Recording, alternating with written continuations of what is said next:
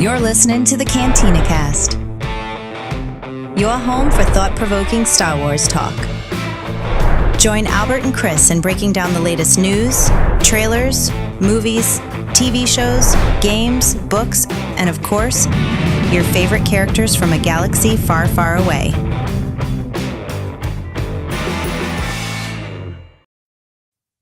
Hello, everyone. Welcome to the Cantina Cast. My name is Albert Padilla, and this is the second episode of our Road to Celebration episodes. This is a series dedicated to prepping you to get ready for Celebration, everything that you need to know. And with me, of course, to my side here is Chris. Chris, how's it going, man? How are you ready to talk more Celebration here? I'm always ready to talk Celebration. I'm excited for tonight. I know, I was too, because this is a really good topic. Tonight we're going to be talking about queue management, what exactly that means, the excitement that comes with waiting in lines at Celebration, as well as hotels, because tickets go on sale in almost exactly 7 days as of this recording. So it coincides, hotels coincide with the ticket sales. So we want to make sure and get that done, get that information out to you guys so that when that happens, you all are ready. And to kind of round out our team here, welcome Joel back to the show. Joel, welcome back, sir. Thank you.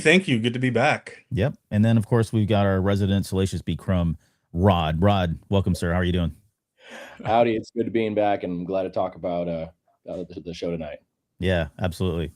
All right. Well, we're going to jump right into this. We were kind of tossed around a couple of different ideas. I think last week we were talking about tickets. So if you haven't had a chance to catch that show, it's out there. It's available on YouTube. I think we did a great job of kind of knocking out all the topics that are relevant to ticket purchasing.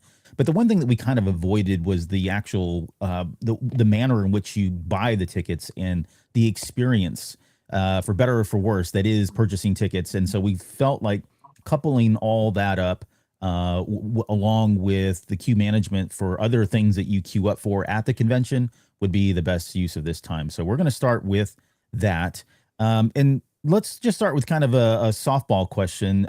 Joel, I'll kick it off to you. As far as tickets go, StarWarsCelebration.com is really the only place you can go to get these tickets, or are there other places? Yeah, no, it's all funneled through StarWarsCelebration.com. There will be generally a third-party ticket site that it will send you off to, but the only place to get that information will be through StarWarsCelebration.com, through their social media, to get that official link to get those tickets, and then that's the only place to buy tickets. Yeah.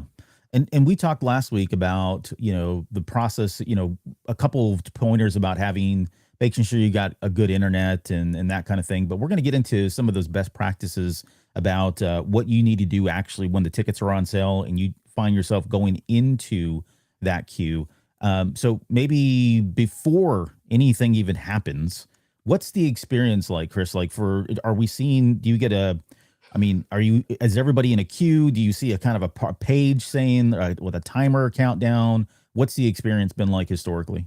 So historically, and everyone who's tried to buy tickets are familiar with this, is, you're at the site, and like, as you get closer to the time, you kind of start, doing the refresh thing, and you notice people are starting to do the same thing because the page coming back up being refreshed is slower and slower and slower. And then most of the time it happens right on the dot. But if you hit that refresh, you wait a little bit longer than normal, and then you're in the queue.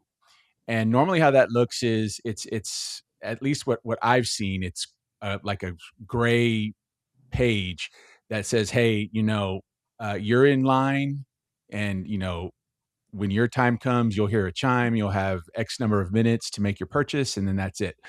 And then we see a progress bar, which, if anyone has been using technology in the last 20 years, you know what a progress bar is. But this particular progress bar has a little like running man that starts running along with the progress bar. And he's like the bane of my existence because he never moves. Yeah. At least for me, he never moves. I know occasionally for other folks, he actually will take, he'll run like Usain Bolt, but not for me. He runs very slow.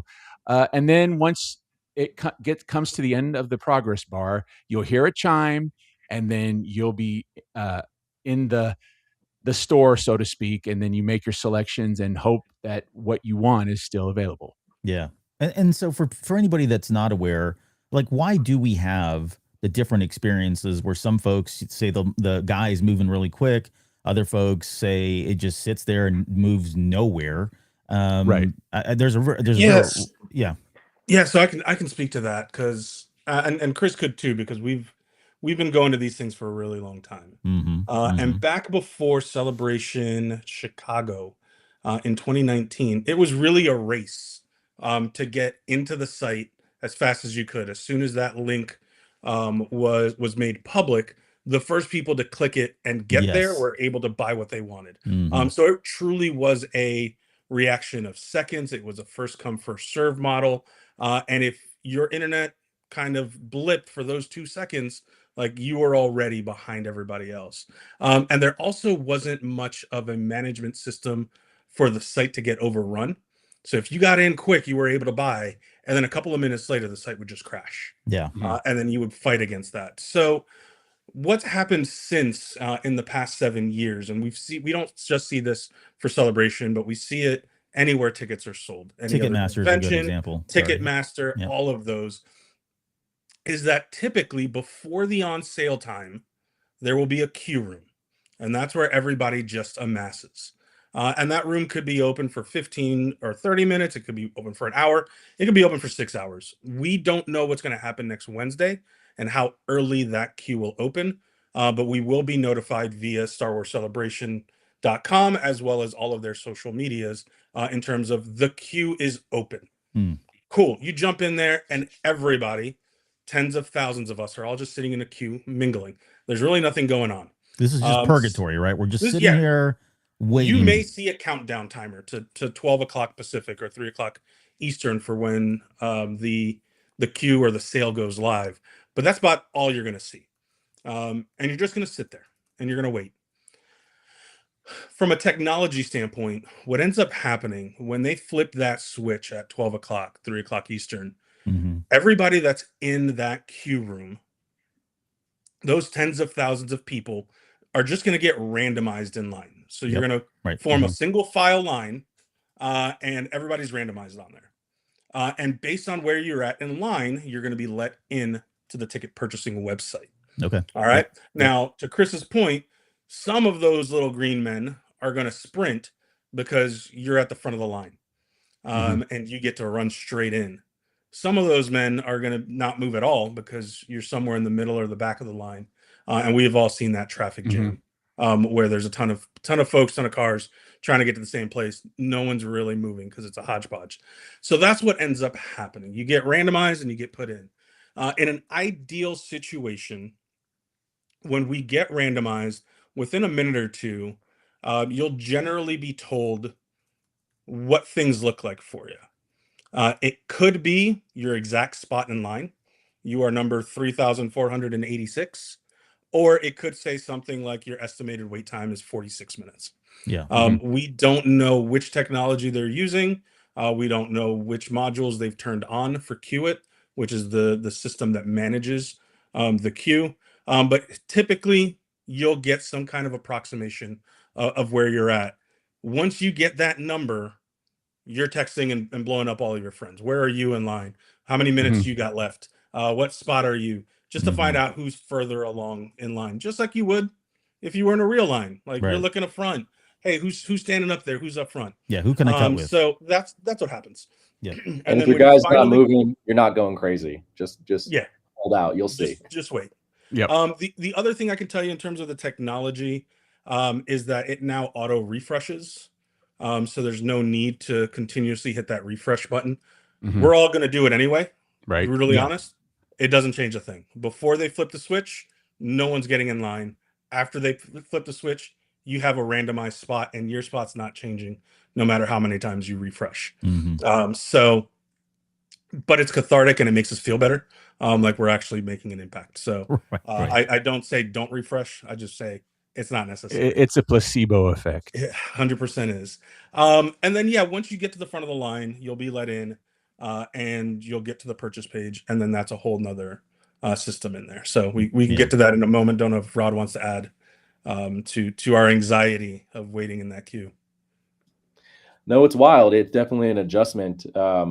there's ways to help yourself emotionally through the process. It always helps to be in contact with friends, just so you understand, for like a little sanity check, so you're not losing it.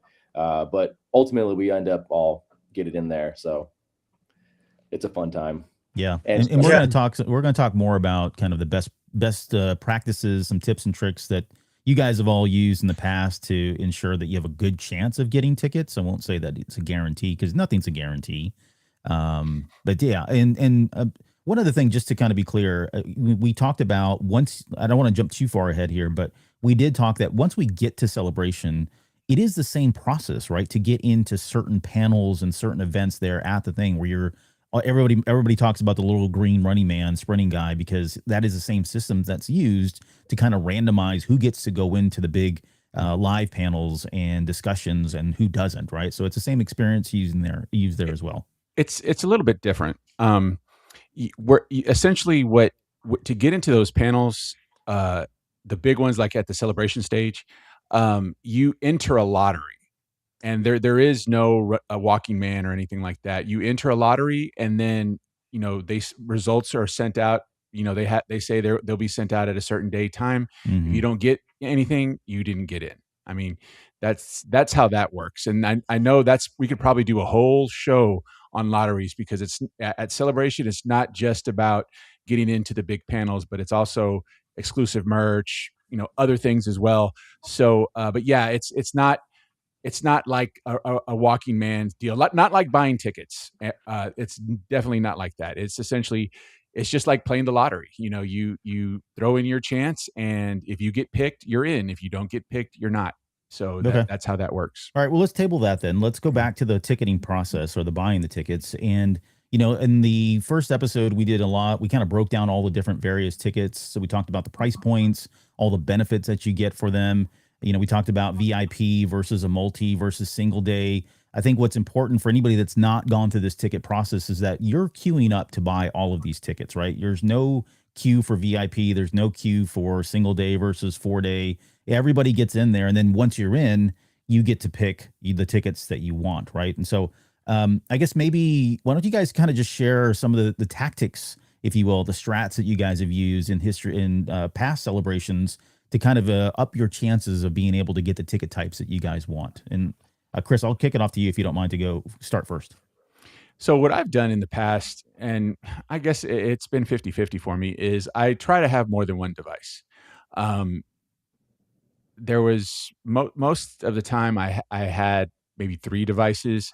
If I had a family member here that was willing to, spend the time with me trying to get tickets, they were on most likely their mobile device.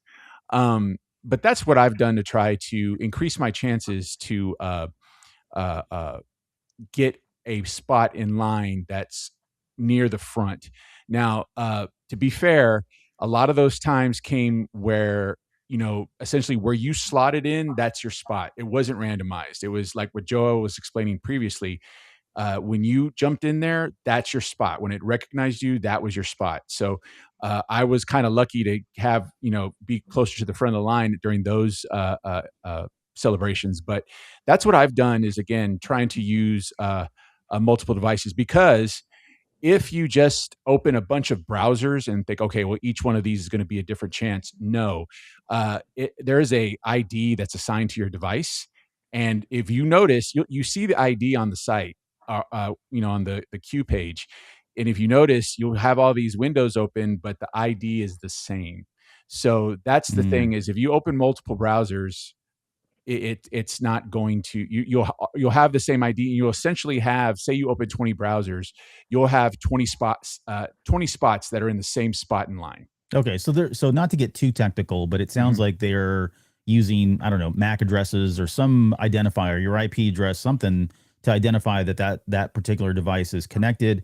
So what you're saying is, I've got a laptop in front of me. I got a tablet over here. I have my phone with me. I've got grandma who has no idea what she's doing, but I've told her exactly the order of instructions to follow to get tickets, right? The more devices that you have at your disposal is going to up your chances of getting a higher place, or at least not necessarily up your chances, but you have a better chance of getting a higher place. Yeah. Correct. Yeah, you do. And sometimes it doesn't help. Sometimes you have you have 5 devices, but all of your 5 Sure. devices are in the back of the line. Yeah. And Right. and here's the one thing is don't count out a device.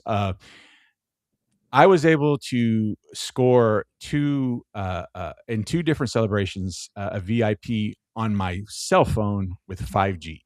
And I had gigabit internet on my and a pretty high powered laptop, Yeah. but with and the bandwidth blew away what I had on my phone.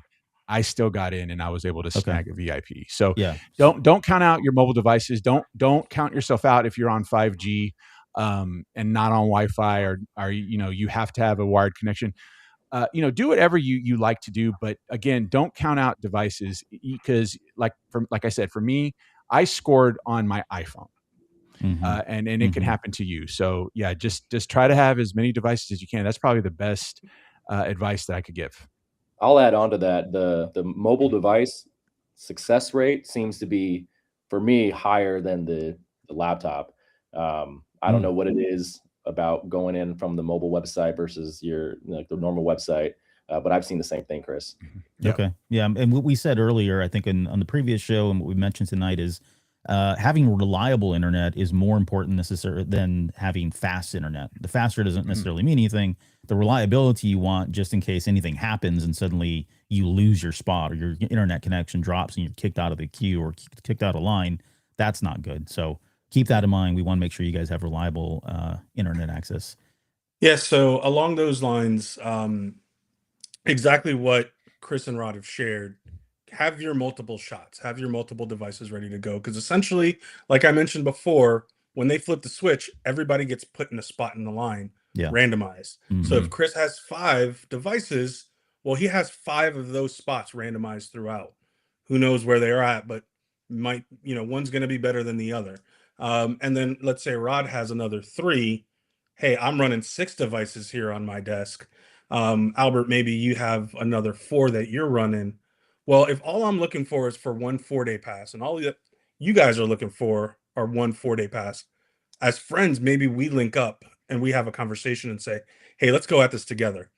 Because all of a sudden, Rod's 3 devices just became 20 amongst the 4 of us. Yeah. And now we got 20 chances to get somewhere near the front of the line. And whoever gets through first is able to buy for all of us. Yeah.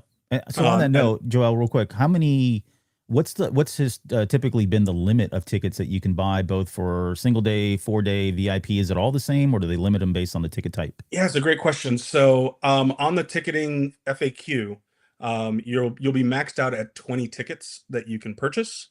Only 4 of those can be VIP. So if you get a VIP, you can buy a max of 4. Historically, 4-day, you've been able to buy between 4 and 8 at a time.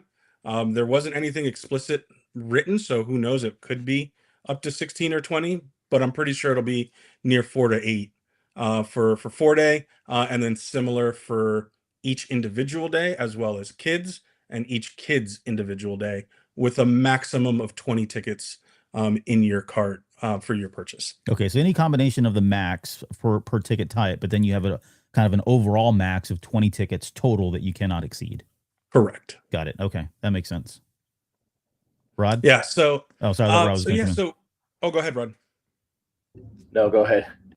No. So yeah. So I think maximizing your opportunities. To Chris's point, I definitely call anyone else that's in the house and get their devices. If it's not them on there, I'm borrowing like next Saturday or next Wednesday. I'm borrowing my girlfriend's phone. I'm borrowing her iPad, and I'm borrowing her computer. They'll all be here on my desk. Mhm. Now, chances are, if she's not in a work meeting, I'm going to sit her right down next to me so she can manage those 3 while I'm managing all of mine. But again, it just gives you more spots in line in Right. hopes that one of those lands closer to the front on there.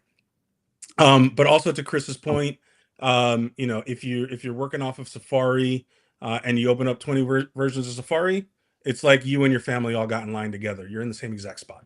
What about different types of browsers? Does that make a difference?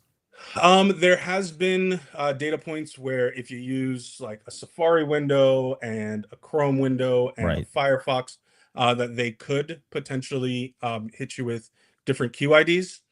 When you open it up, just take a look. We should be able to see that QID at the bottom of the page. As long as it's different, then you got a different spot in line. But there's no guarantee to that. Okay. So that's not Yeah. one of those things that we can put out as a best practice. But go ahead and try it out. See if it Yeah. works for you. So first and foremost, multiple devices, and if you have to, you can try the different types of browsers, but that's not a guarantee. Correct. Yeah. And then splitting your time between your home internet and maybe some running off of 5G, or maybe tethering one of those computers or iPads off of your phone to ping that internet. Sometimes that works as well. There seems to be plenty of people that claim and see that mobile somehow gets them luck. I think that's just confirmation bias myself. There's plenty of people that get through on a computer, but hey, to each their own. If it works, it works, and you secure your ticket. Yeah. Yeah, it's there it was a doesn't time- matter. Yeah, I'm sorry. Go ahead, Rod. Oh, no worries. I don't know if I said this already, maybe on a different show, but it depends on where you're going to be at that time when they drop. So at 12 p.m. Pacific, if it's your lunch hour, and if you're at work and you're kind of stuck and you're feeling like the anxiety, like, oh, I hope I can do it. One year I booked a whole lunch hour and got my whole team excited to help me try to get tickets, and whoever got it, I would buy them lunch. And I ended up getting tickets and I ended up buying lunch, but I was just doing everything I could. So it wasn't just my devices, it was everybody, my coworkers too. And it was fun. And they got lunch out of it and they couldn't understand why I really wanted to go. And then I showed them pictures and like, wow, that was cool. I should have bought myself one. Yeah. Chris, what were you going to say before just there? Oh, I was going to say that it doesn't matter how you score. It doesn't matter if you scored from your high-powered desktop, gaming desktop, your work laptop, your mobile phone, your tablet. As you just want to get in, so no one's going to care how you got it. So just have as many devices as you can, and then may the odds be in your favor. Yeah.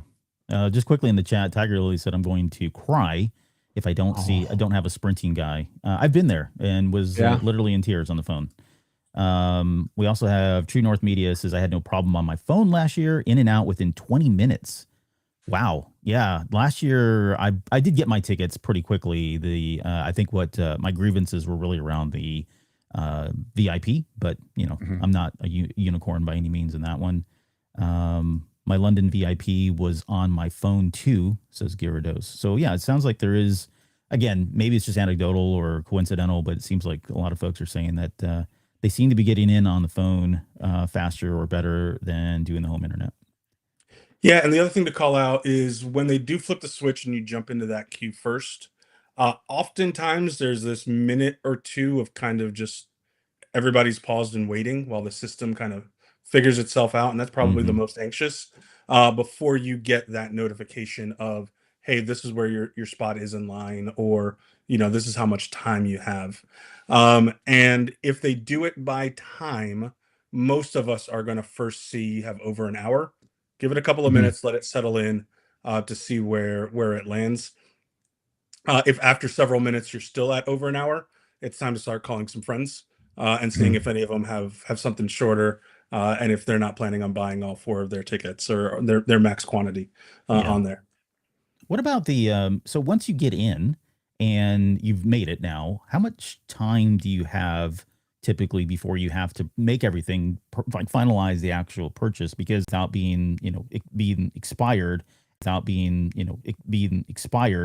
and is it a best practice? Do you guys buy your merch while you're there, or do you table that and just say, nope, this is all about tickets and getting in, getting out, and not having to worry about that? So I know for me, I'm all out. For me, merch is cool, right? And there's a lot of, every celebration there's must have merch for me, but what's more important is that I get the ticket type that I'm looking for. And if it's one that's really popular, I am not, if I wait too long thinking about what I want to do or what merch I want, or if I'm filling my cart with merch, I'm going to lose out on them, right? That's just the way of life, right? So no, what I've done in years past is I've just gone, as soon as I'm in, I select the tickets I want, I check out immediately. If I'm not able to go back to get merch, oh well. I just concede myself to getting that merch at the actual celebration itself. Yeah, because Now there's nothing exclusive to at the time of purchase. Everything that you see available there is something you can pick up at the convention. Is that true? most of the time, yes. But Rod? Not always the case. Sometimes they'll Mm-hmm. offer things with the intent of having it at the show, and then the order doesn't come through of that particular item. Oh, you so get there and use it's at the gone. show. It's not there. You know, it could be like a logistics issue, or it could be a misprint, and then the only people who actually get that item are the people who actually pre-order it. And Okay. that's not to say if they offer pre-order exclusives, which they've done in the past too. Got it. All right. So there's some serious FOMO there for me already. But Joel, what were you going to say? Yeah. So when it comes to the queue, and I'll speak historically, we don't know what things are going to look like on Wednesday, but historically, what you want, while that We talked about this.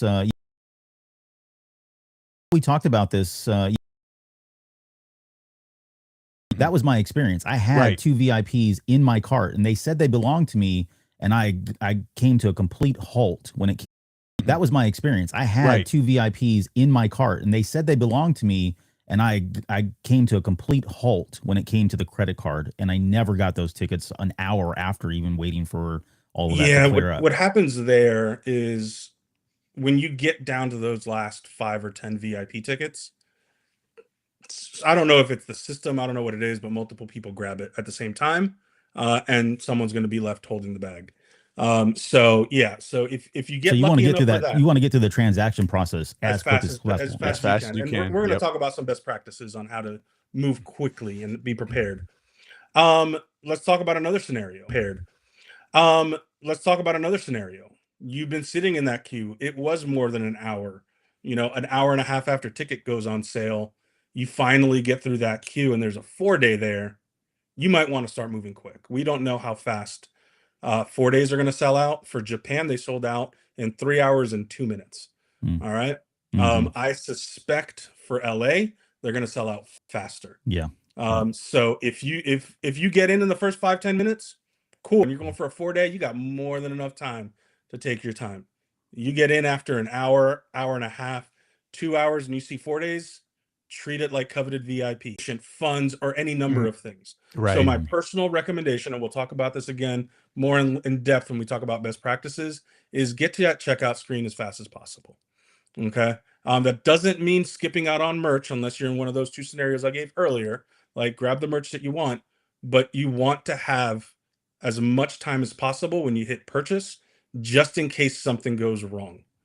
Because if American Express says no and you got to switch to Visa, like you want time to retype all of that. Yeah. Mhm. Yeah, If you don't have definitely. another card and you got to call your brother, your best friend to get their credit card to get this pushed through, that's that. If you got to move money around between banks, like I have seen horror stories of people that have been ready to go, and then something unfortunately goes wrong, and they're left holding something Mhm. and And aren't that's able to get assuming what the they need. site is working well too. Like Right, that's just exactly. beforehand. Who knows what would happen if there's a crash or any number of things on the their end. So Yeah, I've seen. I think it was 2 Comic Cons ago, San Diego Comic Con. The ticketing site just went dead mid sale. So those that were able to get in and buy their tickets quickly and went in and made their choices and got confirmations were good. Those that were just 30 seconds later, the site Yeah. completely crashed and you Yeah. couldn't do anything. Mhm. So we don't know what's going to happen. It's a chaotic morning, afternoon, no matter which way you slice it. The faster you can get through, get that confirmation. Buying process. But Right. you know, I'm not the only one. A lot of people feel that this celebration is going to be crazy popular. It's the 50th in Japan. The 4 days sold out. For Chicago, they sold out just over an hour. 4 days they sold out. I would just say, unless there's a piece of merch that you would absolutely die if you were not able to get. If there was a scenario like what Rod said, if there was a production issue or something that, yes, you were able to order it when you bought your tickets, but it's not at the Celebration store and you would just keel over, unless there's a piece of merch like that, my advice would be just pass on it, because there's an other queue. There's something else coming that is going to be time sensitive, and just shopping around for merch is going to take away from that potentially. And Mhm. that's the hotel queue. So we'll get there. But I would say for this celebration, pass on merch. Here's what I'm going to do personally. And again, this is just me. I'm not going to tell anyone how to go about buying stuff, but I'm going to get the tickets that I want first. I'm going to check out. I'm out. Mhm. Once I get confirmation for that, I'm going to, hey, check my, do the hotel thing, right? Once I'm done with that, I'm going to go back and I'm going to buy a throwaway 1-day ticket. So That's explain gonna- that. So explain that to Yeah. anybody Mhm. that's listening. What do you mean by a 1-day throwaway ticket? So how it's going to work is you can only get the merch with a ticket sale. Okay. So if, Okay. if I go through and I buy my tickets and from that first pass, Mhm. I lose that opportunity to buy merch. If I Right. want to get merch, I have to buy another ticket. Okay. So I'm just going to buy a 1-day, the cheapest. If the Thursday is available, I'm going to get that. So, so I pay a 70 some odd dollar tax to come back in and get merch. But that's what I'm going to do. That's Okay. So my you're plan. essentially Yeah. saying I'm willing to pay an additional $70 on top of all this just to ensure that I get my tickets and I can get merch if I want. Should I No, want the merch afterwards? no, it's not. It's get my tickets, get my hotel room, and get merch. Correct. Okay. Yeah. Mhm. Okay. Must be nice. No, I'm just kidding. Joel, what were you going to say? No, it's I was going to share that in best practices later as a pro tip because it absolutely is. You can go back. Let's say, for example, you get through and it's a group of 5 of you. You need 4 days for 5, but you can only buy 4. Grab those 4, get through, get out, and then the second person to get through can pick up that 5th and pick up all of the merch. That way, you're kind of maximizing all of the different levers. And what's unique this year, to Chris's point, is twofold. One, there's a lot more merch this go around. In the past, you had 15 or 20 different options to choose from, and that was it. Now we have like 40 or 50 to pick from, and you're going to have to scroll through all that to figure out what you want and choose shirt sizes, jacket sizes, all of that type of stuff. So it gets more and more complex, takes much more time. If you can go back through that queue, that second person or that second device that makes it in, go grab another device. And if you can or have the ability to pay that tax to buy merch, to have the peace of mind that you have all the other pieces in place first, it's absolutely an amazing best practice that I'm sure many will follow. But you have to be ready to do so. Rod, what are your thoughts on that? Well, I wanted to pivot a second on just to take a step back and look and understand what the environment is going to be. This is going to be in LA, right? So for a lot of us who are stateside, we see that as like, okay, this is LA, it's California, maybe with friends or family LA. I've been to LA, it's in our how we perceive it. But the last celebration was just in Japan, right? And then, not long before that, it was in Europe.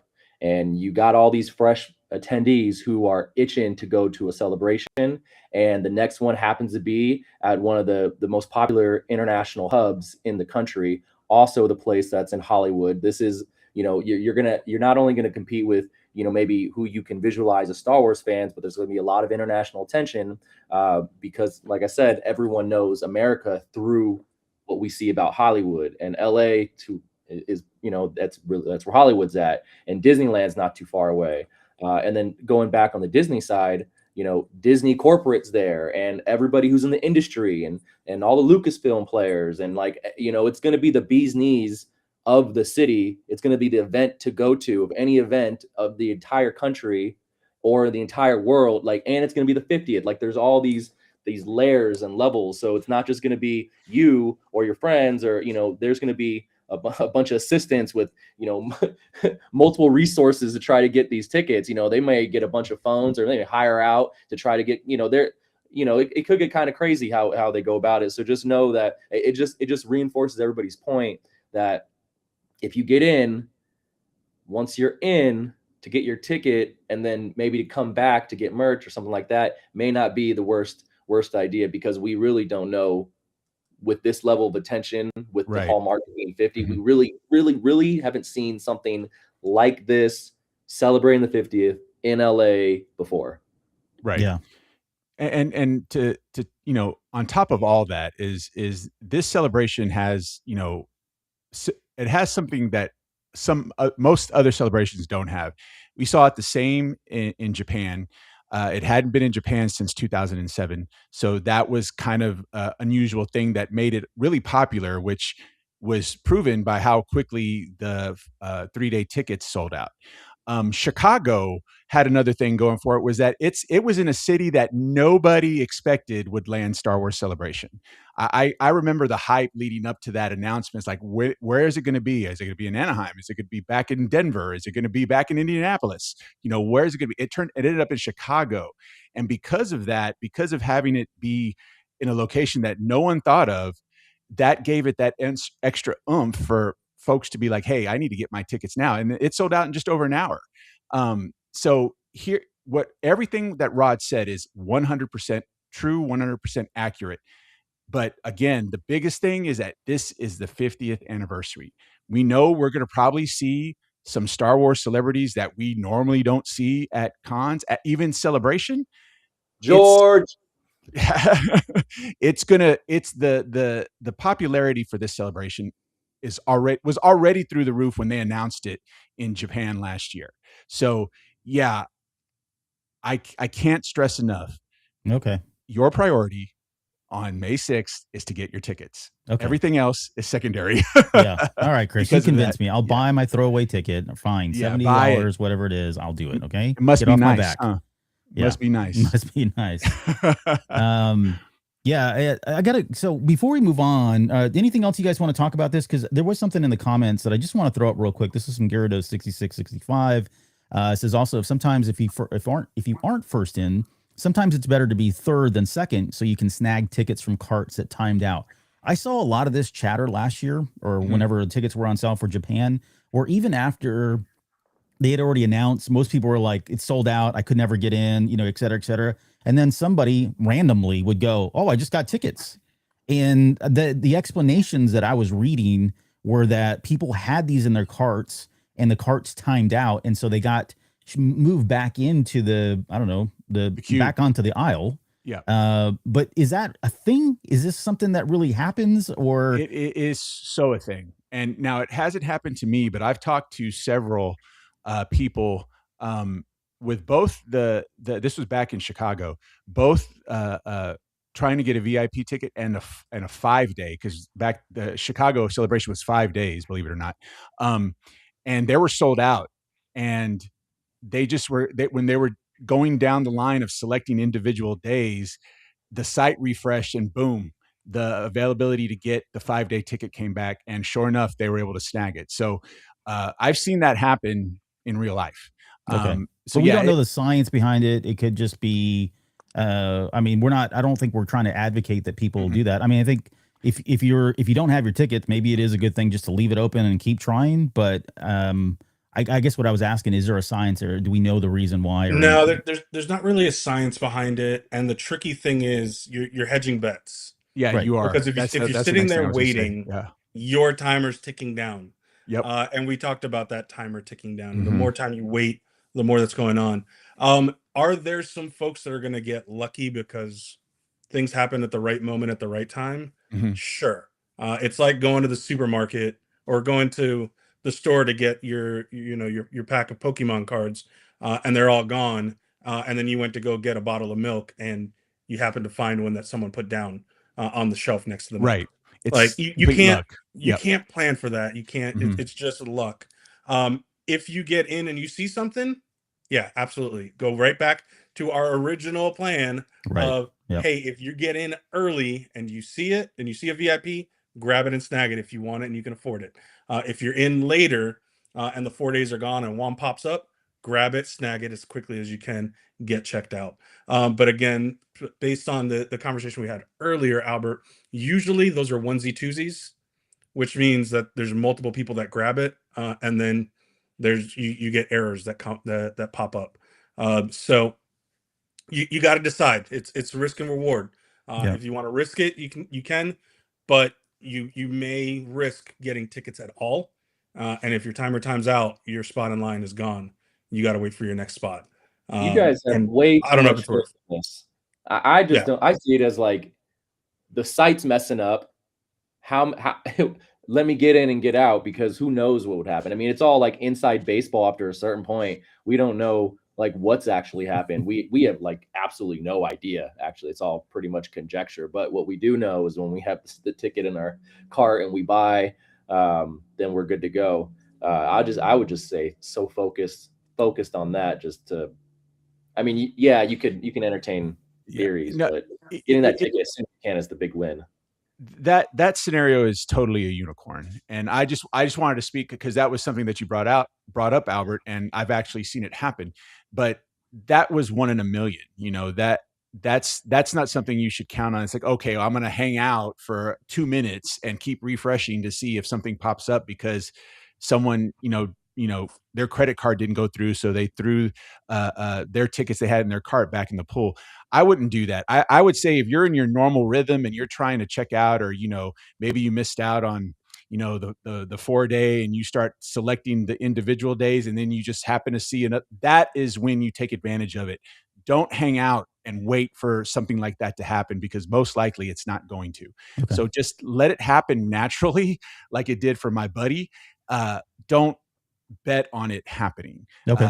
Continue with your normal process. And if you see something, say something, do something, get it then, but don't hedge your bets on it. Get your tickets and get out. And, if you're not able to get the ones that you initially wanted, get your second set of tickets of, 4-day, individual day, however you want, but just get in and get out as soon as you can. Cause I honestly have a feeling this will sell out in an hour or two, Okay. for all, the 4 days and whatnot. So, just get your tickets and get out. All right. So recapping here, we talked about having reliable internet, trying multiple devices with internet access. That could be cellular access. It could be landline, fiber, whatever it is.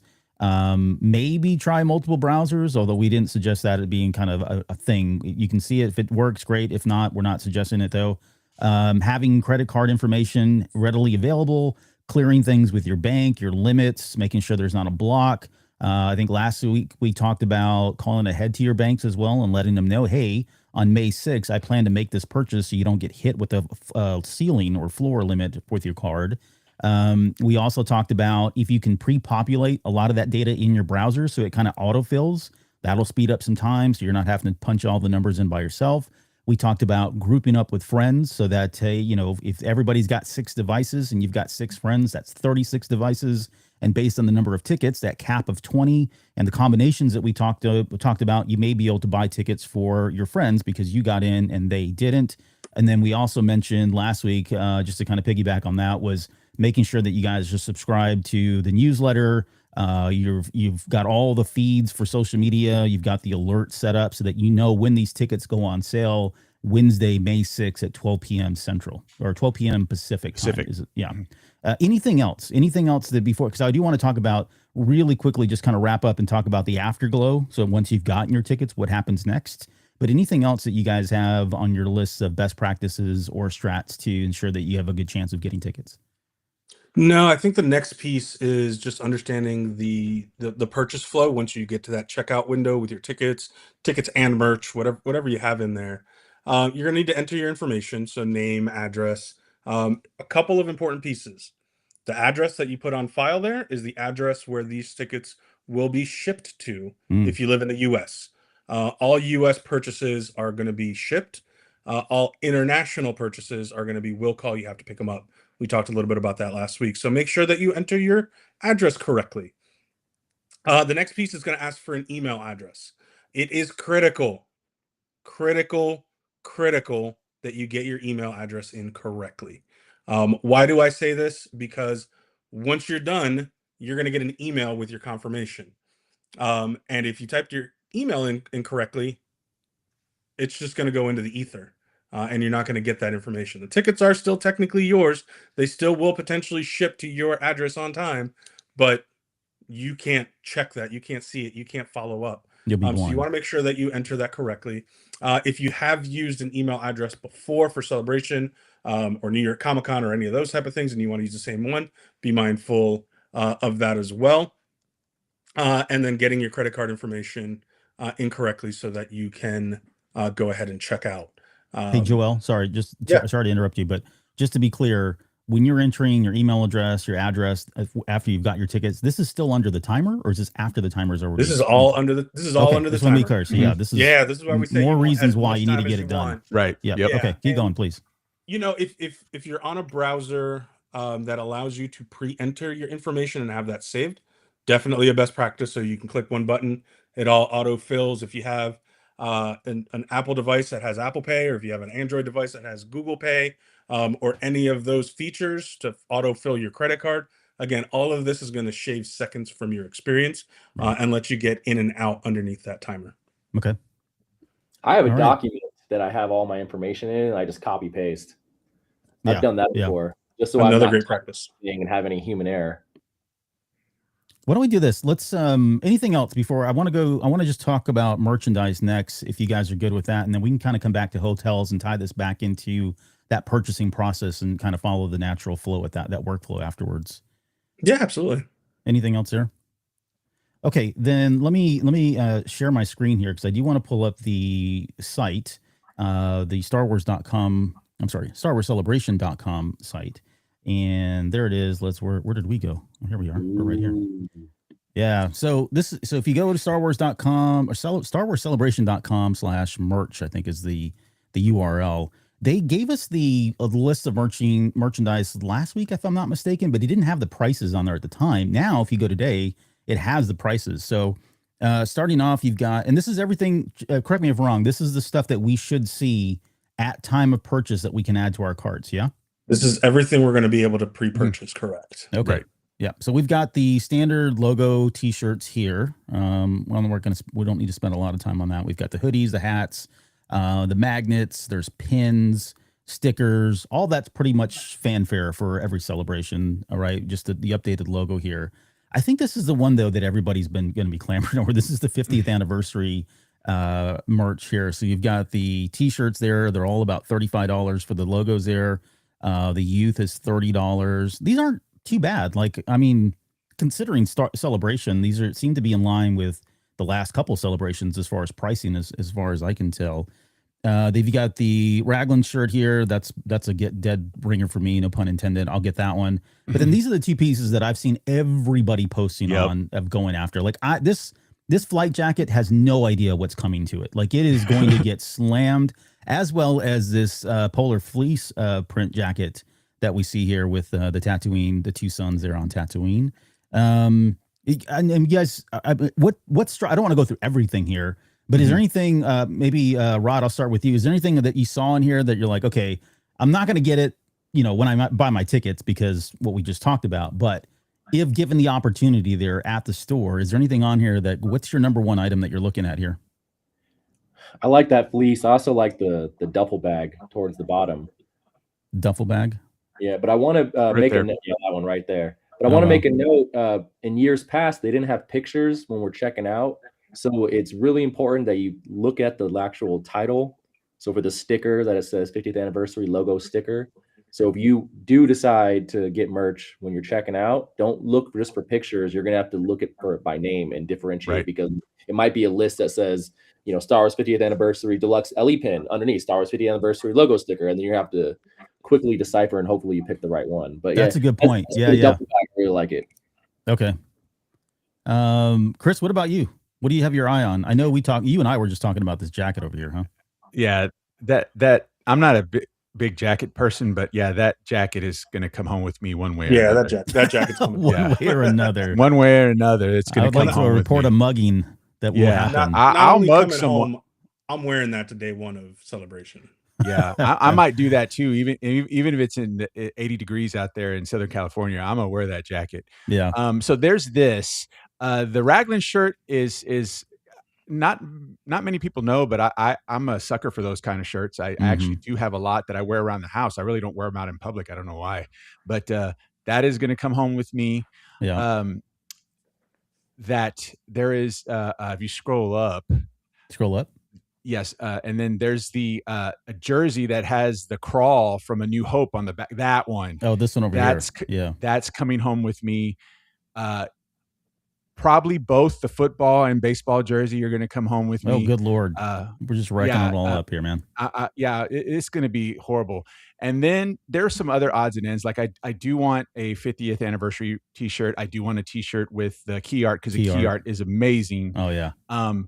But if we keep going down, I guess we'll get there till we get there. But there's a tracksuit, and oh, yeah, right there, I haven't seen that yet. Okay, there's a tracksuit, and I haven't worn a tracksuit since the 80s. I am gonna. This is mine, and what I'm gonna do is I'm gonna wear this tracksuit with that flight jacket to day one of Star Wars Celebration. Okay. When I get it, if I'm able to get it when the tickets go on sale. You need to get some Adidas with some Fat Boy laces and a Kango hat too. No, I don't do Adidas, man. You know me. Oh yeah, that's Adidas. right. All right, Mm-hmm. But yeah, I'll join you on the tracksuit. The boys take the track so no, so Rod, you don't know, you've missed the conversation, but I think the squad should roll up to Celebration in at least one day in this tracksuit. Oh man, y'all killing me. I'll do it. I'll do it for you. I'm telling you, it'll be amazing. On my end, the flight jacket is a must. That thing is just too pretty. And I wonder what's on the back. Much. Chris and I were talking, like, it'd be really cool if they actually had the logo like fully emblazoned on the back as well. I mean, it doesn't matter. I want it. Yeah, for sure. And then I'm a big pin guy, so all of the 50th anniversary pin, the deluxe pins of all of that stuff, and then I'm probably going to go after a couple of those key art items because like Chris said, the key art's too beautiful. So probably chasing the lanyard. I'm thinking about that throw. I'm going to have to talk to the missus to see if she'll allow that on the couch. 75, but it doesn't show the measurements. That's a big thing. Yeah. Yeah. But the other big thing on here, and we kind of talked about it earlier, there's a lot of stuff in here that's fire. Who knows how long it lasts in the Celebration store, or, like Rod mentioned, if it even makes it. In Japan, the deluxe Return of the Jedi, the Return of the Sith, Revenge of the Sith pin never made it to the store. It just never made it to Japan. So, had you been able to pre-purchase that and get it, you would have been the only ones that had it. So, I will find a way to buy a bunch of this if it's going back and buying a Thursday pass, or, if it's for me, I'm very meticulous and very organized. I'll know exactly the 4 or 5 items that I want, click, click, click, and go to checkout. Yeah. I'm not going to lollygag, but I've also done this a lot of times. I'm very experienced with the process. Yeah, I think it's one of everything for me, guys. I'm just gonna be honest. So, hey, well, I know what you spent to get merch from Celebration Japan, so I believe it. I'm wearing it right here. This is my $65 T-shirt that I bought. It must have been more than that. Yeah, it was more than that. That's for sure. Okay, cool. Well, as far as merch goes, all right. So we talked about all this. You're going to be picking this. I love the tip that you did, because I remember last year distinctly going through that and going, oh man, there's a bunch of text here. I was expecting pictures, not text, to pick the merch that I wanted on here. What else? Yeah, one more thing I wanted to call out on it is all of this merch is going to be shipped to your home with your tickets. So we should get them sometime next March. Again, if you're international, you'll pick them up at will call, so you'll get them before when you go pick up your tickets. However, because they are being shipped, we are going to get charged shipping. So depending on how much stuff you buy, your shipping costs will increase on that. So as you're looking at this and as you're budgeting, make sure to account a little bit of extra money for shipping, so that you don't get caught getting approved for one number and then needing more on there. You guys ever buddied up and said, hey, when you get in, buy me a jacket, or first person that gets in, grab jackets? Is that a thing? It's a fluid conversation. Yeah. What's that? It's totally fluid conversation when you're going in the store and who's in. All right, what do you get? I don't know if I'm going to get in. Hey, make sure you get me that jacket. Definitely has happened. Yeah. I've never done it for merch. I've done it for tickets, but I've never done it for merch. Well, it sounds like you're going to be doing it for a tracksuit, so get ready. No, I will ask someone to get me that tracksuit if they get in first, All or right. if they're in a second pass. I'm like, yeah, get your boy a tracksuit. Yeah, we'll share sizes online too. So if anybody wants to Definitely get right. those for us, we'll pay you back. Extra large. All right, we're gonna keep moving here. Anything else though, as far as merch goes? And this is not the this is everything that again we're anticipating will be for sale, pre-sale, right? But then there's still plenty of other things that'll come out with merch, and so we'll cover that as we get closer. We'll maybe just do another kind of show where we're talking about merch and some of the knickknack type stuff. But there's always some really good stuff that's exclusive to going to the store and buying only at the store itself. Mm-hmm. Anything else Yeah, I on think merch? a lot of this is made to order. I haven't seen my experience. I haven't seen, oh no, the shirts are out or the jackets are out or whatnot. So if you can get it, if you actually get it, you'll get it. It's not going anywhere. It's not like the tickets that they'll sell out. It's other things like, there's a fan, the pins, stuff like that. That's what I've seen. Like to Joel's point, it didn't make it to a celebration, even though it was available in advance. Yep. Okay. I guess let's go to hotels, because part of that process right now, you've bought your ticket, you've gotten the confirmation. There's now, let's talk about, I guess, the block of hotels or the opportunity to book a hotel based on the pre-selected hotels that have been working with the convention to allow you guys to do all that. So Joel, maybe just talk us through that process, right? I bought my ticket. What should I expect next when booking my hotel? Yeah, so new this year, and we don't know the details of it, but what's been shared is that when you finish your ticket purchase and you get your confirmation email, there will be information about booking your hotel. That's what we know. Those are the facts. Mm-hmm. What that means, we can guess at. It could mean that, the first person that makes it through the line and buys their ticket is going to be the first person that can book a hotel. It could be that, our emails give us a link and we just go into another waiting room and watch The Walking Man again until, an hour or two later. Mhm. We don't know. Mm-hmm. Here's what we do know. There is a hotel block, which means ReedPop has already negotiated with several hotels around the area.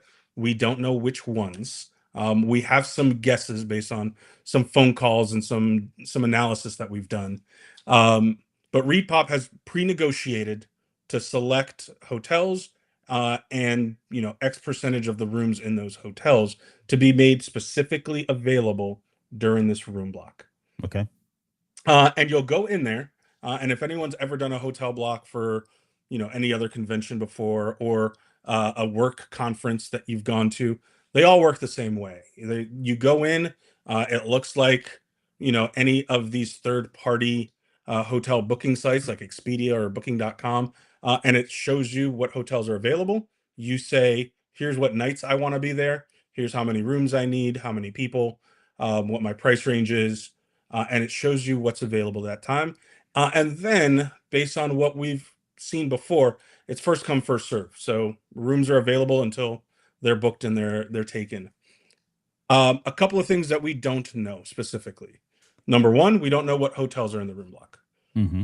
Mm-hmm. Of the hotels that are in the room block, we don't know what room types are available. Right. If So you're whether looking it's for a king king size room for you bed, and your spouse, yeah. if Rod and Chris are splitting a room, they're probably going to want 2 beds. Those kind of rooms, or suites, things on concierge floors on some of the nicer hotels. We don't know what's going to be available. We also don't know pricing. Mm-hmm. We don't know how much these rooms are going to cost. And then we don't know if there's going to be the need for a deposit, and how much that deposit would be to hold the room, and what the cancellation policy would be on the back end. Okay. And then all when of do they that's going take to the rest be of your money? that's going to be per hotel, and that should be disclosed at the time of purchase. Yeah. It Or will be booking. disclosed.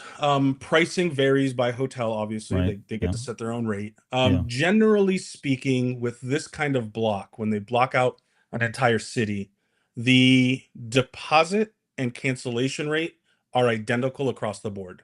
That's all pre-negotiated for this celebration block. Okay. So it's not like, hey, if I book this hotel, I'm only going to put down a 1-night deposit, If I book that one, I got to put a 3-night deposit. Usually it's standardized, so that, not one hotel has an advantage over the other. Okay. So let's just on the hotels.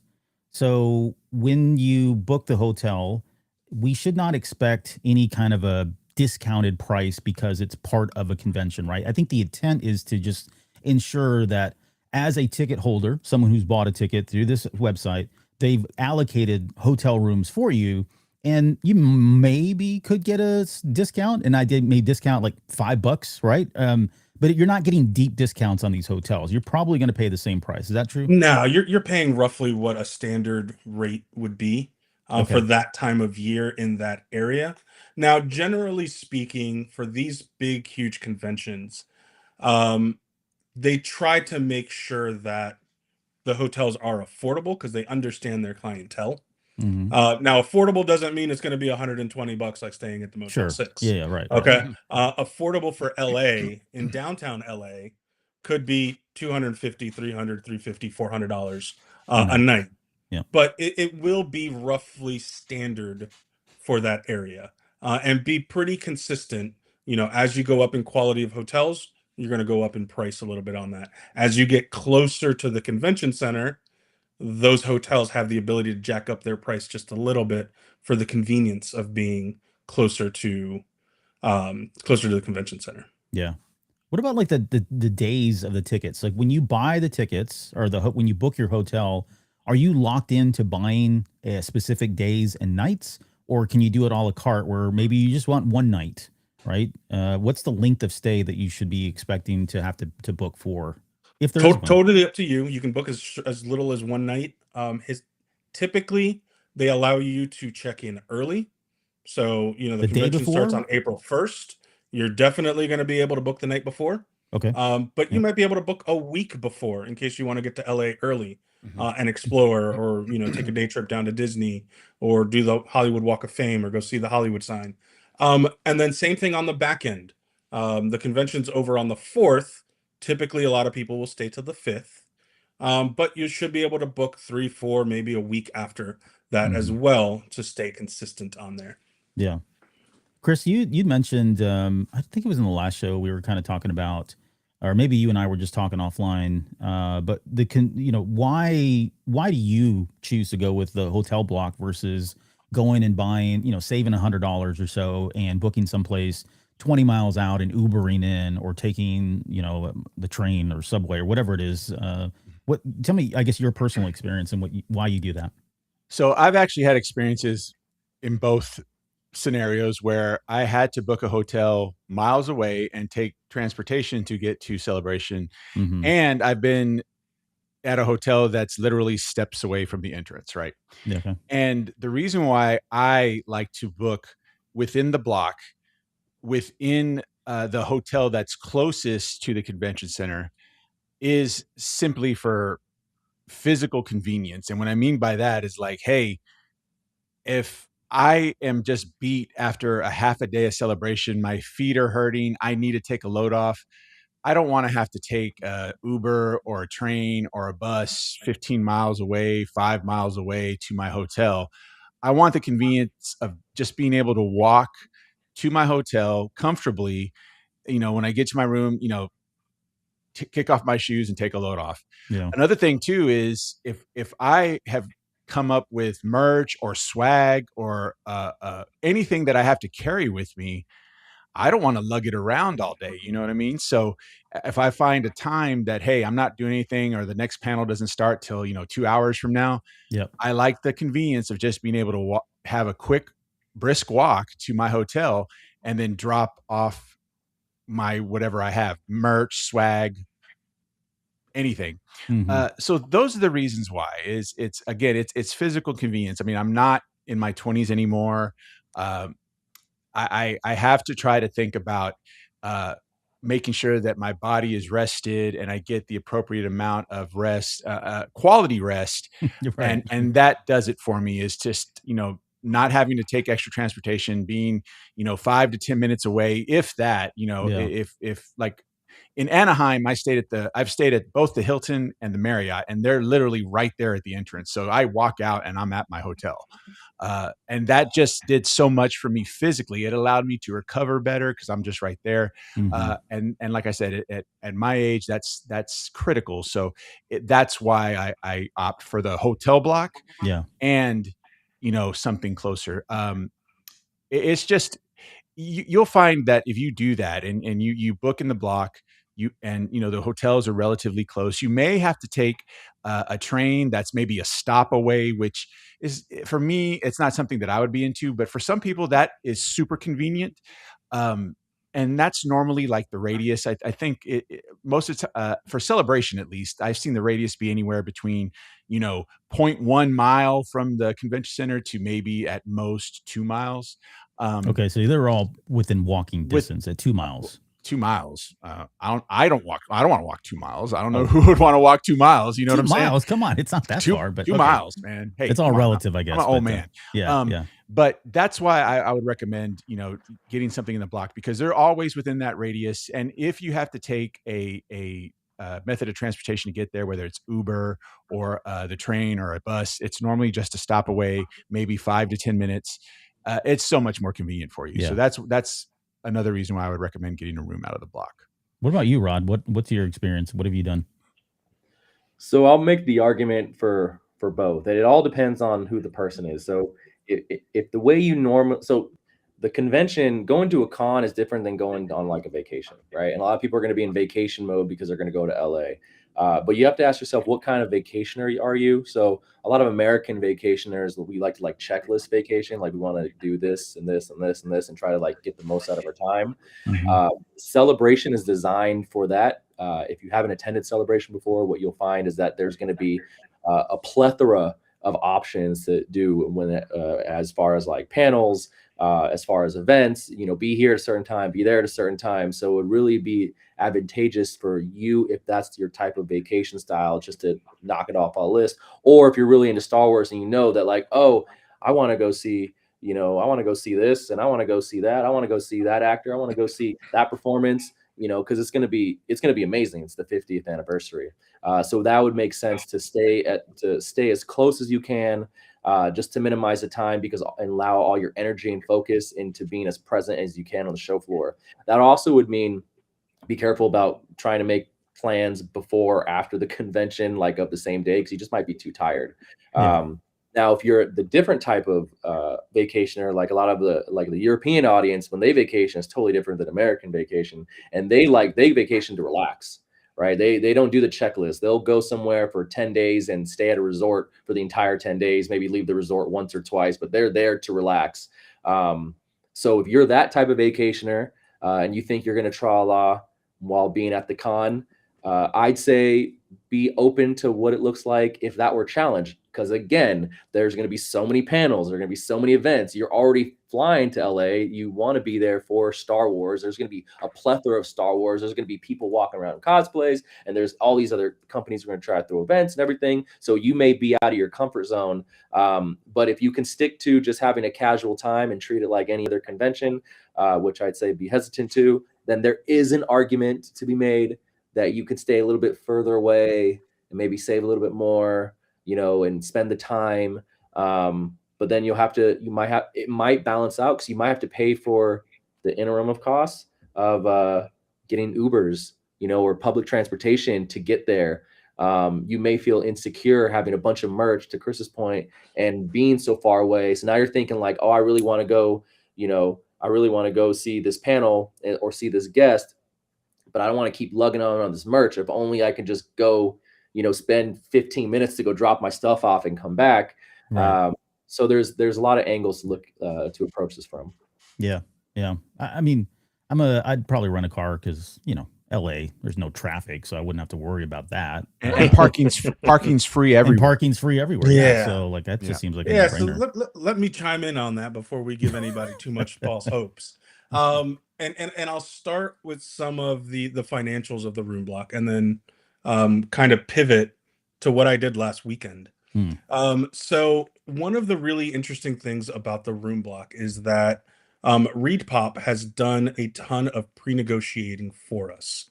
So not only have they negotiated the rate, but with a lot of these destination style hotels that are conveniently near a convention center, or in this case, the Crypto Arena, which is where the Lakers and the Kings play. They'll also have a destination fee that they charge on top of their rate. Um, and you don't see that on the website sometimes when you book. You book a room for $300 a night, and then you get there, and all of a sudden there's added taxes. There's this added $50 a night destination fee. All of that. Repop has negotiated all of that for us, so that what we see in the room block is exactly what we're going to pay. And if there is anything that's going to be extra due when you get to the hotel, it'll already be disclosed on there. Like, hey, you're going to be paying this up front. You're going to pay for this at the hotel, so you know exactly what you're getting and won't be surprised. So Okay. that's one big thing. Mhm. The other thing about the room block is that the rates are pre-negotiated. Right now, you can go and find some of the hotels that are near the convention center and try to book them directly.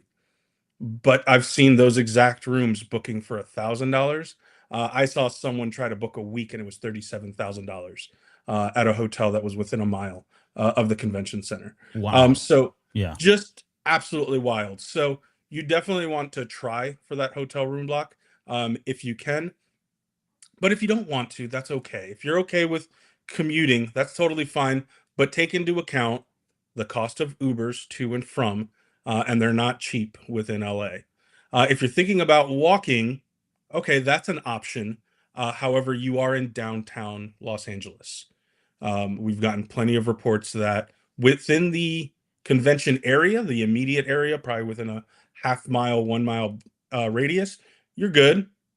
Outside of that, don't know how sketch it is. Mhm. It's just like any other downtown of a major city. Um, and then you also got to account for the added time on there. And LA traffic is wild. Parking in downtown LA during a convention weekend is just like trying to park during a major sporting event. They know that people are trying to do this, so the prices skyrocket. Yeah. So hey, you want to save $100 a night by booking further away? May not be Great. saving it. You're probably going to spend $100 a day just getting to and from the convention Mhm. center. So take that into account. That being said, I had the opportunity last weekend to go down to Los Angeles. My girlfriend was having a girls' trip, and I was just like, well, if you're going to be in LA and Celebration is going to be in LA next year, let me go down there. So I actually took Saturday to go down to the convention center and walk around the area. I had the opportunity to walk into some of the hotels Mm. and kind of take a look at them. I got to walk to some of the half a mile away hotels to see what they were like and how the walk was, and what I felt about some of those. And then I actually had the ability to learn something that I didn't know prior as I was scoping things out. So really two things I want to hit really, really quickly in terms of the hotels that are in the area, so that everybody can go out and do their own research. I do not know which of these hotels will be in the room block or in the hotel block or not, but I can tell you what's nearby. So immediately across the street from the convention center, you have the Moxie and the AC Hotel. They are the two closest hotels to the convention center, so they are going to be in very high demand. When you get into the hotel room block, those are the ones that are going to say point one. Um, Literally, traffic light, cross the street, you're there. A little bit further away, within half a mile, you're going to have a grouping of hotels, East Central. You're going to have the JW Marriott, the Ritz, a hotel called the Hotel Figueroa. It's a Hyatt property. Hmm. You're also going to have the Courtyard Marriott as well as the Residence Inn. All of those are within a very easy walk. A matter of fact, they're across the street from the convention center property. Let's call it that. But the convention center is obviously pretty big. So all of those are pretty close by. I had the opportunity to walk into all of them. If you have questions about those, come find me on the Discord. I'm happy to chat about them all day long and give you insights on all of those. But then I did something that I wasn't expecting to do. I was taking a look at some of the other hotels in the area, and I was like, what if I wanted to do some better, more luxury hotels. So I want to go check out the Intercontinental and the Conrad. And what I found out was that there's a light rail system similar to the train that passes in front of San Diego Comic-Con that runs nearby. As a matter of fact, it's a block and a half away from the front entrance of the convention center. Okay. And those two next stops north on the A and E train take you to another small little grouping of hotels, and it's extremely convenient. It's a very quick walk to get to the Pico station. It's a $1.75 ride, and if you have Apple Pay, or if you have an iPhone, you can add the transit card to your wallet very easily. One stop up, I got off on that exit, walked 1 block to the Intercontinental, checked out that hotel, came back to the train station, went 1 block or 1 ride stop up again, and I went and checked out the Conrad, which was absolutely beautiful and stunning. Probably a lot more expensive, so it's probably going to price me out, but Yeah. it's a beautiful hotel. Yeah. And then jumped back on and took the train back to the convention center. The train ride was less than 5 minutes. The cost was $1.75. So if some of those hotels are available in the room block and you can target them over to one of those train stations, very good option for you if some of those closer ones are sold out. I can tell you the walk from the Conrad to the train and train to the convention center was less than the walk from East Central or the Courtyard to the front end entrance of the convention center. So Chris, to your point, your feet would be very happy with you because you'd be doing a little bit less walking, but you're also riding a train. So you got to take that into account if you're walking around with 2 armfuls of merch. Good to know. Yeah. And like I said, I want to share a lot of that information if you don't mind. Let's get it in the show notes. And then we want to make sure that people do go visit the Discord. I'll throw it up here and we'll throw it up again here in just a little bit. But if you're not a member of the Star Wars Celebration 2027 Discord server, that is the QR code. That's the link there as well. You can type it out or take a screenshot, whatever you need to do.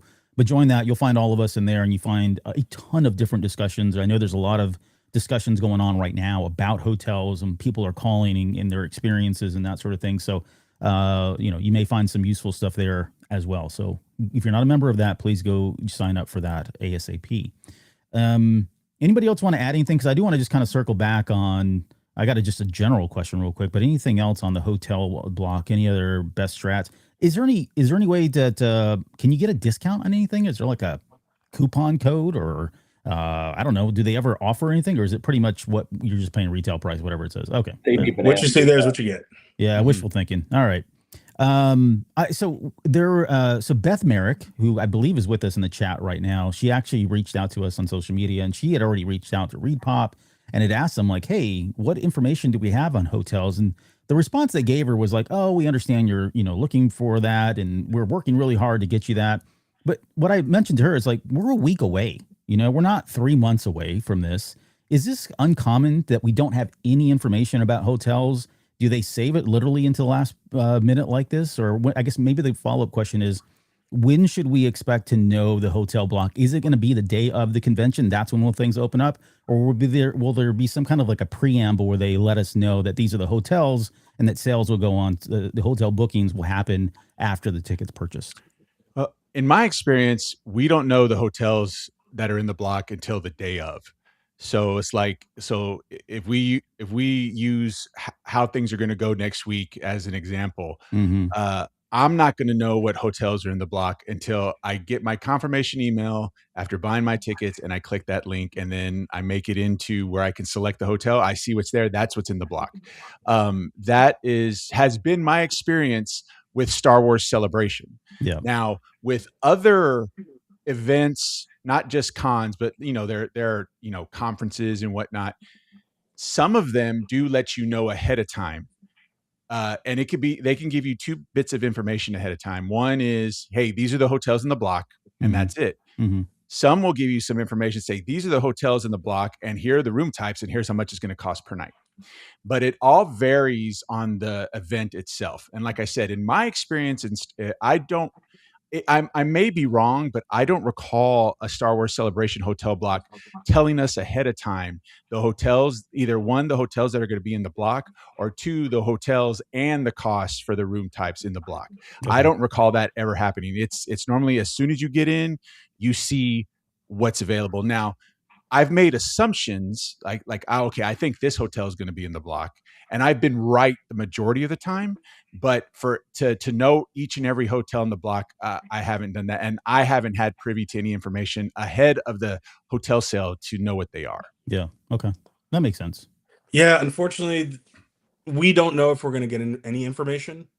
And knowing that there's a chance that we don't, just like we've been talking about this entire episode and the last episode, the best thing that you could possibly do is be informed. You can jump into any map program, look up the LA Convention Center, and then take a look and see what's in the surrounding area. Within that 1 mile, 2 mile radius is probably a good guess for those. And then just make a list. Make a list of what you think you would want, and prioritize them so that when you do get in, you just go down your list. Hey, is my number 1 there? Nope. Is my number 2 there? Yep. Oh, that one's priced really high. Let me check my number 3. And you're prepared to go, as opposed to going in and then just looking at a list of stuff and trying to figure out, what do I want to do? Yeah. Right. Okay. So, Okay. if you have status with Marriott, go find all the Marriotts in the area, write them down, have them ready to go. If you have status with Hilton or Hyatt or IHG, know what you're targeting. I'm a Marriott guy. I think Chris is a Marriott guy. Rod is a Hyatt guy. He's going after that Hyatt hotel, which is the Hotel Figueroa. We had a conversation about that a couple of days ago. Whereas Chris and I, we're really targeting the Marriotts, and we know what the 5 or 6 Marriott properties are in the area. So, Yeah. Right. do your research, know what you want. And then if we get lucky enough to get some pre-information, well, you'll be able to update your list, but ultimately you'll be prepared, because again, the hotels are first come, first serve. Some of these hotels may only have 60 rooms available. Yeah. And there's Yeah. tens of thousands of people that are trying to book a hotel. Looking at all of these, there isn't any mega wild hotel that have thousands of rooms. That just doesn't exist in that area. So, you're going to want to be ready, Yeah. and be prepared for there to be a deposit that's due upon booking, which means you're paying money to do that. So you need to be able to make a commitment, as opposed to, oh, let me pause and check. If you pause and check, I guarantee you by the 7th or the 8th, the entire hotel block is gone. San Diego Comic-Con, the hotel bookings just happened a couple of weeks ago. These boys were with me as we were trying to book our hotels. Within 3 hours, over 16,000 rooms were sold out. Yeah. Wow. Okay. And I suspect Celebration is going to have a lot less than that available, because San Diego is really built for San Diego Comic-Con. So yeah, be prepared. That's the best Yeah. thing I can tell you. So safe to say that the hotel block will sell out pretty quick. Are we thinking hours? Are we thinking days? I mean, I know it's unpredictable, but Hard to say. I would say within days. Right now, we know that ticket holders are going to get some information to go Okay. get Yeah. hotels after you buy your tickets. Don't know if that's an access code or a unique link. Right. We don't know. Mhm. But on May 7th, it's going to open up to the general population, meaning that anybody can book Okay. in there if they're going to Celebration or not. So Mhm. I suspect at the very longest, sometime on May 7th, May that 7th. hotel block Yeah. is going to be fully sold out. I think that makes sense. Yeah, and I don't anticipate that they're going to hold rooms for the Inventory 7th. now. No, I think whatever's left over at 12 p.m. Pacific on the 7th is what's going to be available, and that's just going to be it. If you didn't get your hotel room the day before, so don't assume that they're holding a block for the next day for the GA sale. Don't assume that. I would assume that you're just going to get the leftovers that were not booked the day before. Yeah. Okay. That makes sense. Okay. Last question. We kind of touched on this, but I do want to just mention it. We did talk about, trying to bring down the costs. Obviously, if you can bunk with other people, that's a way to bring down the costs. I want to plug the Discord channel again, or the Discord server that we have set up for Star Wars Celebration 2027.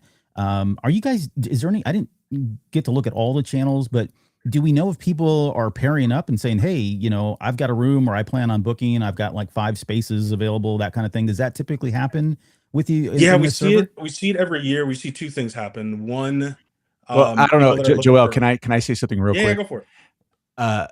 Us communicating through the Discord, how we became friends is we were finding roommates.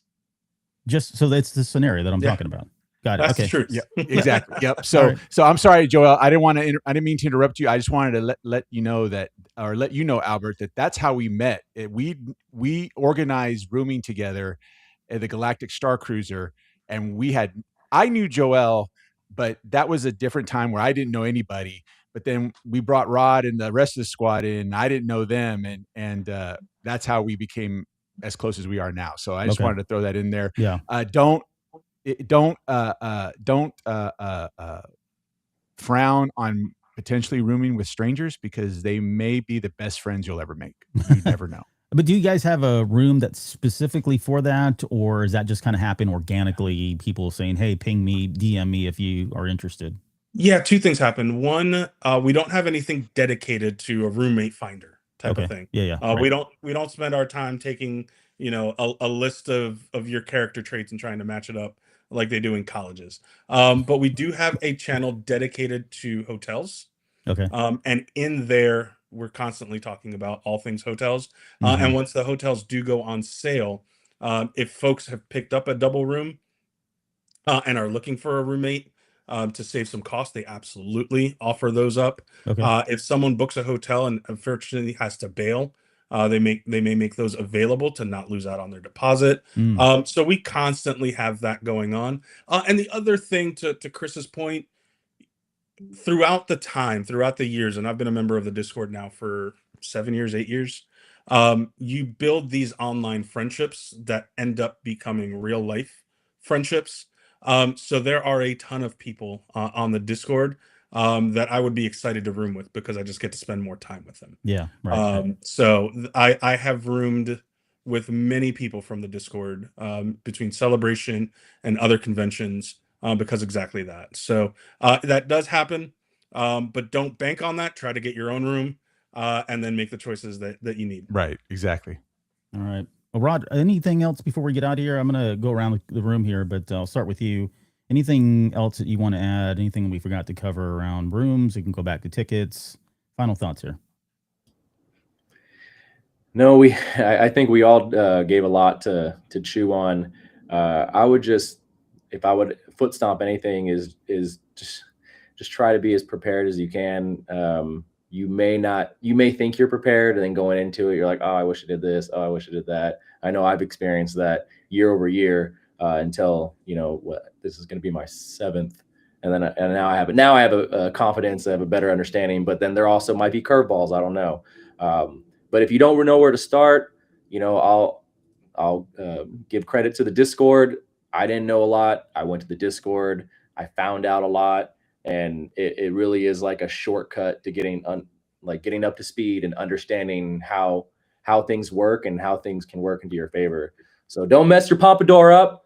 Have a great time, and then keep following the podcast, and you'll find out more tips. And we'll say hey if we see you in the Discord. That's all. Yeah, I for Do got. the sure. laugh. Do the laugh. Salacious The laugh. salacious laugh. Do the laugh. He's been working on that all week. Yeah, Oh, he has. Joel, how about you? Anything else? You know, I think the biggest thing, to Rod's point, be prepared, be prepared, be prepared. You can't Yeah. be overly prepared for Wednesday. Yeah. Chris knows this, Rod knows this. I've been prepping for months for this to have everything ready. But I also, like on today's podcast, like, I'm sharing all this information out. So I do a lot of extra research. Mhm. But in terms of the hotel block, as we've mentioned and shared, it's probably your best option for getting a hotel, but it's not your only option. There are other options out there.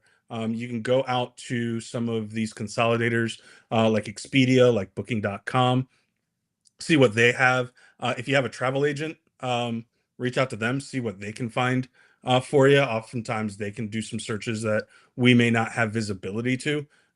Rates vary. Those hotels that know what's going on are going to price accordingly. If you look for some of the current public rates, as I mentioned before, you're seeing things in the thousands. But you also have the option of something like a VRBO or an Airbnb. However, I got to preface and give everybody a warning on those, that if you book out an Airbnb a year in advance and that Airbnb host doesn't know what's going on, and then sometime next March realizes that there's this big convention going on and they can probably charge triple the rate, Yeah, they'll all drop of a you. sudden there's a water leak in the Airbnb and they got to Don't be cancel that your guy. reservation. So I generally don't recommend for these kind of events Airbnb, VRBO, but they are an option. And I've seen Mhm. people have success, but I've also seen a lot of horror stories and people Yep. stuck booking things last minute. So if you don't get into the hotel block, that's okay. You got plenty of options. If you need help support, again, another shameless plug for the Discord, hop in there, jump into the hotel channel. We'll be more than happy to help you out. Yeah. What if we want to stay the night at the convention and just sleep in the overflow rooms? Hey man, look, I've done that before. I no longer recommend it, and I'm no longer in my 20s. Right. So Absolutely not. Yeah. Uh, Chris, about you before we go? So these two, have said it all. I think really the number one thing that everyone should take from this, whether you're listening to us live or you see this recorded, or you're listening to us through your favorite podcast channel, we strongly insist, strongly suggest that you prepare yourself in all phases. And being prepared can look different for everybody, but just do what you're comfortable with to be prepared. I know some people, they get themselves worked up because they prepare too much, and then when the time comes, they freeze. So do what you're comfortable with. Don't do anything that's going to give you a lot of anxiety. And then finally, I just want to wish everybody out there, because I'm sure everyone that is listening now, that will listen to us later or will watch the recording later, are going to try for tickets. I wish everyone the best of luck next Wednesday on getting the tickets that you want. And I look forward to seeing all of you guys, because I'm going to keep my fingers crossed for you and hope that everyone who took part in this Road to Celebration series gets a ticket. And I want to see all of you next April in Los Angeles for Celebration 2027. Yeah, same. I'm looking forward to seeing you guys in person, of course. But then, like we said, we plan on doing something specific for the show. I'd love to do something specific for the Discord if you guys don't already have something planned, or maybe tie it to the Road to Celebration series of episodes that we're doing. That would be great. But hopefully you guys are walking away with some more insights and some things to think about. But it'll be here before you know it. We're only, again, a week away before tickets go on sale. Again, that'll be Wednesday, May 6th at 12 p.m. Pacific time. And may the odds be in your favor as well. Again, we are the Cantina Cast, so if you haven't already had a chance, please like and subscribe, ring the bell so when we do the next episode, you'll get notified of that. And then please consider our Patreon page, where Chris and I talk about Star Wars every week, at least twice a week, whether we're breaking down the Maul episodes. We've got Mando and Grogu coming up, and a ton of other stuff. So if you want to, you can head out to cantinacast.com/Patreon. And we'd appreciate any kind of support that you could give there. I'm going to throw up the QR code one more time to plug the Discord. So again, everything that we've talked about, this is the resource that you want to go to, right? Because there's not only 3 people talking about this, there are thousands of people that are talking about this in that Discord server, and they all have the intent of going out to Celebration 2027. These are your friends. These are the people you want to connect with and network with, because they're going to be the ones that are going to help you get there and have a great experience. So head out there if you're not a member of that already. Chris, before we go, how about some shout out to the folks that were able to make it into our live chat tonight? Sure. Before so the people that made it to the chat, thank you so much for joining us live. We have True North, TrueNorthMedia.com, Tiger Lily 67421, Mary, Gyardo 6665, that's our boy Ian, RR via video, Strong Mustachio, who I think is Vanessa, and your brother Alex. Thank you for joining us tonight. Yep. We had a lot of folks out there too in the chat. So thank you guys for joining us. And if we missed anybody, our apologies. So We're going to end the show there. So on behalf of myself, Joel, Rod, and Chris, thank you guys so much for joining us. And we'll be back to do another one of these episodes after we've had a chance to get our tickets. We will secure our tickets next week, and then we'll come back and plan the next show based on how that goes. So just stay tuned for when that's going to happen. And we hope to see that you guys will join us for that. So we'll end it there, and we'll see you all here on the next episode.